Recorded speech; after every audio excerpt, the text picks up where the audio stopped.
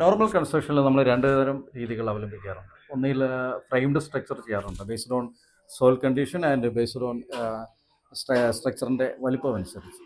Framed സ്ട്രക്ചറിൽ നമ്മൾ കോളവും ബീമും സ്ലാബും എല്ലാം കാസ്റ്റ് ചെയ്തതിന് ശേഷം അതിന് പാർട്ടീഷനുമായിട്ടാണ് ഭിത്തികൾ ചെയ്യുന്നത്. രണ്ടാമതൊരു സംഗതി ലോഡ് ബെയറിംഗ് സ്ട്രക്ചറാണ്.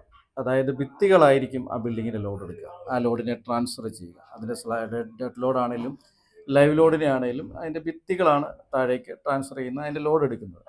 അങ്ങനെയുള്ള കേസിൽ ആ ഭിത്തികളുടെ തിക്നെസ് മിനിമം 20 സെൻറ്റിമീറ്റർ ഉണ്ടാകും. 20 സെൻറ്റിമീറ്ററിൽ താഴെ ഒരു ലോഡ് ബെയറിംഗ് സ്ട്രക്ചറിൻ്റെ ഭിത്തികൾ ചെയ്യരുത്. അങ്ങനെ ചെയ്താൽ അത് ഒന്നുകിൽ RCCയിലായിരിക്കണം ചെയ്യേണ്ടത്. നമ്മൾ നോർമലി ഇഷ്ടിക കൊണ്ട് കെട്ടാറുണ്ട്, സിമെൻറ്റ് ബ്ലോക്ക് കൊണ്ട് കെട്ടാറുണ്ട്, ലാറ്ററൈറ്റ് കൊണ്ട് കെട്ടാറുണ്ട്. അപ്പോൾ ഈ ഭിത്തികൾ ചെയ്യുമ്പോൾ നമ്മൾ സൂക്ഷ്മത പുലർത്തേണ്ട ഒന്ന് രണ്ട് കാര്യം. ഒന്ന്, നിങ്ങൾ സിമെൻറ്റ് സോളിഡ് ബ്ലോക്ക് കൊണ്ടാണ് ഇത് ചെയ്യുന്നതെങ്കിൽ ആ ബ്ലോക്ക് ഇത് കിട്ടുന്നതിന് മുമ്പ് നന്നായിട്ട് നനയ്ക്കണം. ഇനി ഇഷ്ടിക കൊണ്ടാണ് ചെയ്യുന്നതെങ്കിൽ ഇഷ്ടിക 24 hours വെള്ളത്തിൽ ഇമ്മേഴ്സ് ചെയ്ത് വെക്കണം.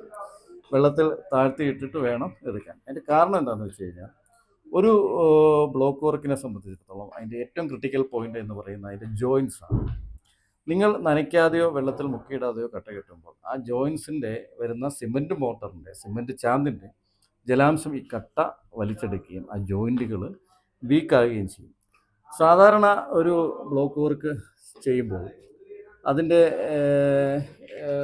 മോട്ടർ തിക്നെസ് എന്ന് പറയുന്നത് 1 സെൻറ്റിമീറ്റർ കൂടുതൽ, അതായത് നമ്മുടെ ഒരു വിരൽ വണ്ണം അതിൽ കൂടിയാണ് ആ ജോയിൻറ്റ് വീക്കാകും. കാരണം 1 സെൻറ്റിമീറ്റർ പാടുള്ളൂ. ആ 10 to 12 mm, 10 തൊട്ട് 12 mm വരെ 1 സെൻറ്റിമീറ്ററിൽ നിലനിർത്താൻ ശ്രമിക്കണം.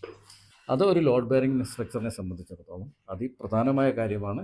അതിൻ്റെ സിമെൻറ്റ് മോട്ടറിൻ്റെയും മോട്ടർ തിക്നെസ്സും ജോയിൻസും പരമപ്രധാനമാണ്. അതേപോലെ വാൾ തിക്നെസ് അങ്ങേയറ്റം പ്രധാനപ്പെട്ട ഒരു സംഗതിയാണ്.